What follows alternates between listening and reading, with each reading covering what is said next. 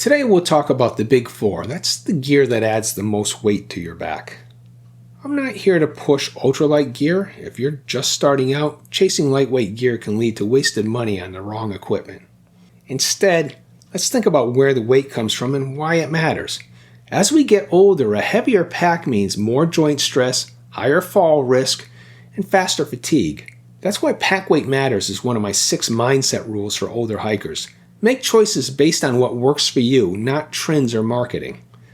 Now, I'm talking about multi-day hikes. If you're day hiking or hiking from a campground, that's a different situation, and I'll cover that in future videos. When you're carrying everything you need, the big four is where much of the weight comes from. Smart changes here can make a big difference.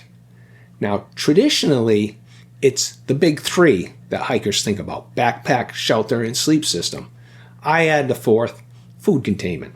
Let's walk through these. Beginners often choose big packs just in case. They pack their fears. But larger packs tend to weigh more, and they invite overpacking.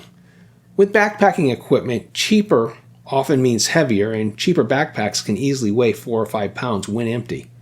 Shelter might be a tent, a bivy sack, a tarp, or a hammock. Weight here varies dramatically among these choices, but comfort and ease of setup matter too. In other words, what works for you. A sleep system includes a bag or a quilt, a pad, and maybe even a pillow. You go too light and your sleep suffers. A thin pad that saves weight but keeps you awake just isn't worth it. Getting good sleep in the backcountry is hard enough if you're not used to sleeping outdoors. For food containment, consider this. In many trails in the western United States, for example, bear canister are required. Elsewhere, either an earth sack or a hanging system may be good enough.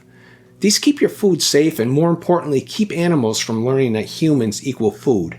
Bears that think that way often end up getting euthanized. It's not just about the ounces, it's about responsibility. Now, next to consider is base weight. Everything you carry that doesn't get consumed. The big four, plus your clothes, cook kit, hygiene, first aid, electronics, and so on. Your choices here have a big impact on pack weight also.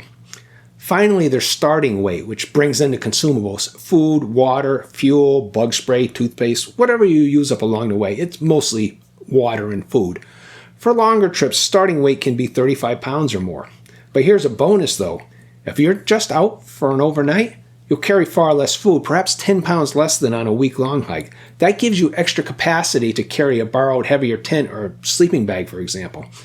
I'll cover these various options and trade-offs for each of these in future videos, but for now, the main idea is this.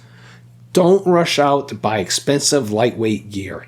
Learn what you need first, borrow gear when you can, test things out, take notes, and then start refining your big four.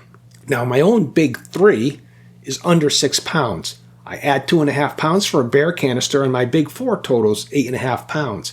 In some circles, that's considered a lot, but for most of us, that's a good target. If I'm hiking in an area that doesn't require a canister, I'm tempted to go with bear hangs instead, but I'm doing that less and less lately. Bear hangs have their own issues. Again, an issue for another day. My own base weight items add about 11 pounds. My starting weight for a recent 4-day trip was 32 pounds. Not ultralight, but reasonable. Yes, I could cut more weight with a new tent or a smaller canister, but I found what works for me. Often the biggest savings come from leaving unneeded stuff at home. So someone once said to me, it's all about the gear, isn't it? Well, I think it's more about the routine, how you pack, how you hike, and how you camp. The gear only matters when you use it effectively. Start simple. Pack what you need. After each trip, ask yourself, what did I use? What didn't I use? You'll learn more from one overnight than from any amount of online research. You'll make better gear choices because they'll be based on experience, not someone else's list. To reduce weight, the big four is a good place to start. So if you find this information useful, please like, share, subscribe, and comment on this or other topics you'd like me to cover. And if you haven't seen this video yet, I recommend you take a look at it now. Thanks for watching.